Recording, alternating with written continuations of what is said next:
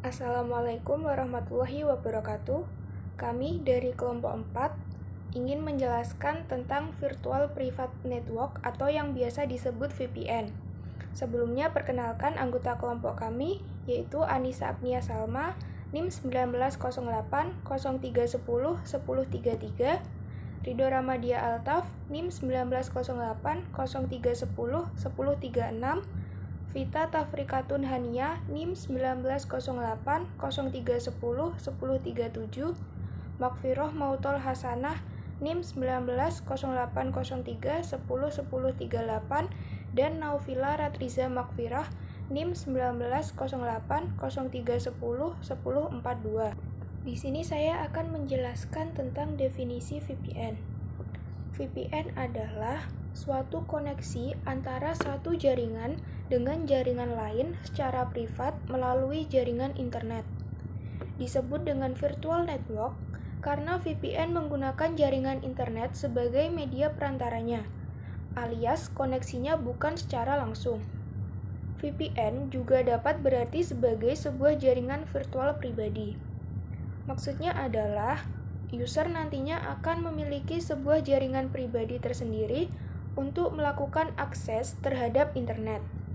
Akan tetapi, jaringan pribadi tersebut dibuat secara virtual oleh fitur yang dimiliki oleh desktop ataupun program lainnya. Salah satu fungsi adanya VPN adalah keamanan dalam berkomunikasi atau dalam pertukaran data. Juga tidak memungkinkan pihak lain untuk menyusup ke traffic yang tidak semestinya. Pada awal sampai pertengahan tahun 1990-an, banyak karyawan di Amerika Serikat yang harus mengakses jaringan internet milik perusahaan atau milik kantor dari rumah. Pekerjaan di kantor yang belum selesai, mereka harus melanjutkan pekerjaan dari rumah masing-masing. Hal ini berarti menghubungkan komputer pribadi dengan jaringan internet yang berada di kantor menggunakan koneksi modem berkecepatan rendah tanpa menggunakan fitur keamanan. Didorong oleh tingginya risiko pencurian data, diperlukan sebuah sistem koneksi transkripsi sebagai langkah pencegahan. Pada tahun 1996, seorang insinyur yang bekerja di Microsoft berhasil menciptakan bentuk dasar enkripsi yang kemudian diberi nama PPTP atau Point-to-Point Tunneling Protocol. Tidak seperti VPN pada saat ini, PPTP menggunakan bentuk keamanan yang terbilang lemah. Meskipun sekarang tidak ingin bergantung pada PPTP untuk mendapatkan proses enkripsi koneksi internet, teknologi ini merupakan yang terbaik pada zamannya, atau setidaknya jauh lebih cepat dan lebih aman daripada sekedar terhubung menggunakan modem. Dari PPTP, fitur keamanan koneksi internet berkembang pesat pada tahun-tahun berikutnya. Banyak sekali protokol koneksi diperkenalkan, misalnya Layer 2 Tunneling Protocol atau L2TP, Secure Socket Layer atau SSL, Transport Layer Security atau TLS, Secure Cell atau SSH, dan masih banyak lagi. Baik, selanjutnya saya akan melanjutkan pembahasan dari kelompok kami, yaitu mengenai jenis-jenis dari VPN. Ada 3 jenis. Yang pertama yaitu Remote VPN. Remote VPN ini ditujukan pada pengguna yang ingin mengakses jaringan pusat dari tempat yang berada di luar area pusat data, di mana user dapat data perusahaan kapanpun dan dimanapun. Nah, contohnya penyelia suatu perusahaan yang dilengkapi laptop untuk mengakses informasi di kantor pusat. Kunci dari jenis komunikasi ini adalah fleksibilitas, dan biasanya bandwidth dan performance tidak menjadi isu yang begitu penting dalam jenis VPN ini. Yang kedua, jenis VPN intranet VPN. Jenis VPN ini diimplementasikan pada infrastruktur jaringan di perusahaan yang memiliki beberapa lokasi gedung berbeda. Biasanya digunakan untuk menghubungkan kantor-kantor cabang dengan kantor pusat suatu perusahaan. Jenis VPN ini harus benar-benar aman dan memenuhi standar performansi dan kebutuhan bandwidth dengan persyaratan yang cukup ketat. Ya, yang berikutnya extranet VPN. Pada jenis komunikasi VPN ini, VPN menggunakan internet sebagai backbone utama. Biasanya VPN jenis ini ditujukan untuk skala komunikasi yang lebih luas dan melibatkan banyak pengguna serta kantor cabang yang tersebar. Jenis VPN selanjutnya yaitu cara kerja VPN. Yang berikutnya yaitu cara kerja VPN.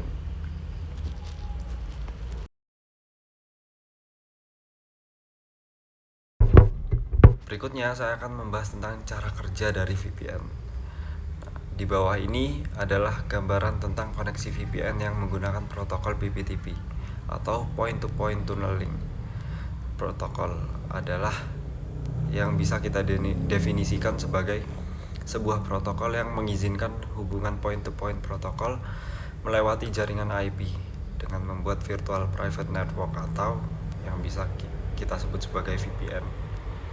Dari gambar di atas yang telah kami paparkan, secara sederhana cara kerja VPN dengan protokol PPTP adalah sebagai berikut. Yang pertama, VPN membutuhkan sebuah server yang berfungsi sebagai penghubung antar PC. Server VPN ini bisa berupa komputer dengan aplikasi VPN server atau juga bisa berupa sebuah router, misalnya MikroTik RB 750. Untuk memulai sebuah koneksi, komputer dengan aplikasi VPN client mengontak server VPN.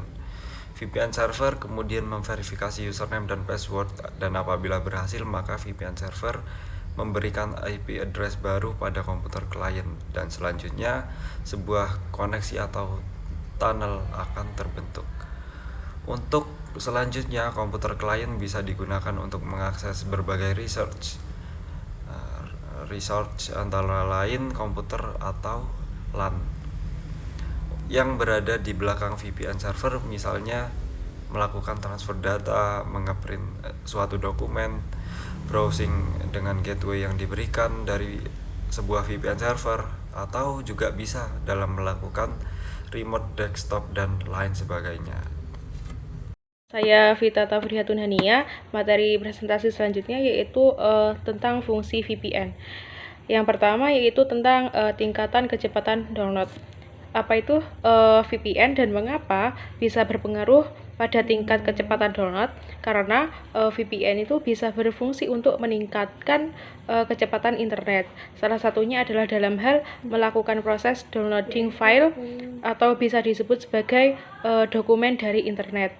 Beberapa file yang ada di internet itu juga terkadang memiliki ukuran yang sangat besar. Untuk mengatasi hal tersebut, maka kita dapat menggunakan VPN sebagai sarana untuk meningkatkan kecepatan download. Karena hal itu terjadi karena saat menggunakan VPN, maka user itu seperti menggunakan jaringan pribadi yang dimana sedikit digunakan oleh orang lain, sehingga kecepatan itu menjadi bertambah. Selain itu, dengan menggunakan VPN, maka user itu juga bisa terkoneksi langsung dengan arus data yang mengalir di internet dan dapat meningkatkan kecepatan download. Selanjutnya, yang kedua yaitu ada menutupi aktivitas browsing. VPN itu kenapa sih bisa menutupi aktivitas browsing kita? Karena salah satu fungsi VPN yang paling digemari sebagian orang adalah sebagai sarana privasi dalam melakukan browsing serta mengakses konten yang penting yang tidak dapat dilihat oleh orang lain. Disinilah fungsi VPN itu sangat berguna bagi pengguna, karena VPN itu dapat membantu kita untuk menutupi dan menyembunyikan aktivitas internet yang dilakukan oleh pengguna. Jadi, histori apapun yang sudah di browsing oleh user di internet itu tidak akan terdeteksi oleh orang lain, sehingga user itu atau penggunanya itu tidak perlu khawatir. Selanjutnya, yang ketiga itu dapat mengakses situs yang diblokir serta alami sensor. Fungsi VPN yang selanjutnya yaitu adalah dapat kita gunakan untuk mengatasi hal-hal seperti mengakses situs yang diblokir dan mengalami sensor. Penggunaan VPN itu dapat membantu kita agar tetap dapat mengakses situs yang sudah diblokir sebelumnya. Tentunya hal tersebut ada dampak negatif gitu, karena sering disalahgunakan oleh banyak orang. Banyak juga orang-orang itu memanfaatkan VPN untuk membuka situs-situs berbahaya seperti situs porno, situs judi yang sudah diblokir, dan lain sebagainya. Selanjutnya yang keempat ada amankan transaksi online. VPN itu sangat berpengaruh terhadap aktivitas bisnis seperti transaksi online. Karena VPN itu berguna bagi orang-orang yang memiliki situs bisnis online, serta sering bertransaksi secara online melalui jaringan internet. VPN itu juga merupakan salah satu fitur yang wajib untuk diaktifkan terutama bagi bisnis online ya, pembisnis online. Baik, untuk selanjutnya pemaparan materinya tentang kelebihan dan kekurangan VPN. Adapun kelebihan dan kekurangan VPN, yaitu Virtual Private Network, diantaranya yaitu yang pertama kelebihan dari VPN. Yang pertama, remove access. Dengan VPN kita dapat mengakses komputer atau jaringan kantor dari mana saja selama terhubung ke internet. Yang kedua, keamanan. Dengan koneksi VPN kita bisa berselancar dengan aman ketika menggunakan akses internet publik seperti hotspot atau internet cafe. Yang ketiga, menghemat biaya setup jaringan.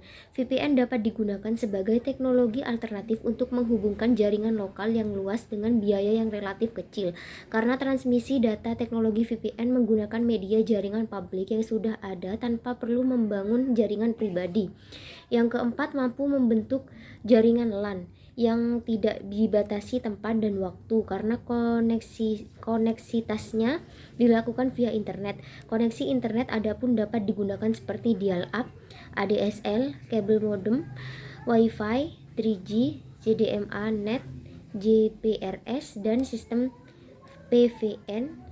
Ini paling tepat digunakan untuk penggunaan suatu database terpusat untuk mengkomunikasikan antara server dan klien via internet seperti aplikasi perdagangan, purchase, POS, accounting, kasir, billing system, general ledger, dan lain-lain.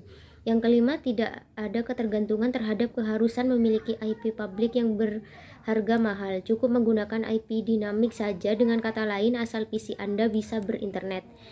Lalu yang kedua, kekurangan dari VPN. Terdiri atas 1. Koneksi internet jaringan publik yang tidak bisa kita prediksi. Hal ini dapat kita maklumi karena pada dasarnya kita hanya nebeng atau koneksi pada jaringan pihak lain, sehingga otomatis kita tidak mempunyai kontrol terhadap jaringan tersebut.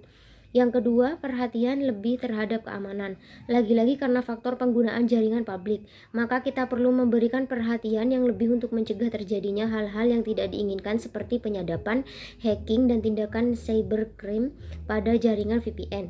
Yang ketiga, rawan penyadapan, tidak ada kendali utama pengguna. Yang keempat, yaitu perangkat tidak sesuai, dan yang kelima yaitu tidak adanya standar yang memenuhi. Baik, untuk penjelasan pemaparan materi selanjutnya akan dijelaskan lebih lanjut oleh rekan saya. Terima kasih. Ya, untuk selanjutnya adalah keamanan VPN. Keamanan terkadang menjadi perdebatan antara karyawan dengan perusahaan IT. VPN dapat membuat koneksi Anda sangat aman, tapi itu juga tergantung dengan protokol atau jalan yang Anda gunakan untuk melakukan koneksi. Keamanan menggunakan VPN masih terhalang dua faktor utama, yaitu yang pertama ada batasan teknologi, limitasi teknologi yang digunakan untuk mengembangkan VPN seperti tipe protokol dan enkripsi yang digunakan.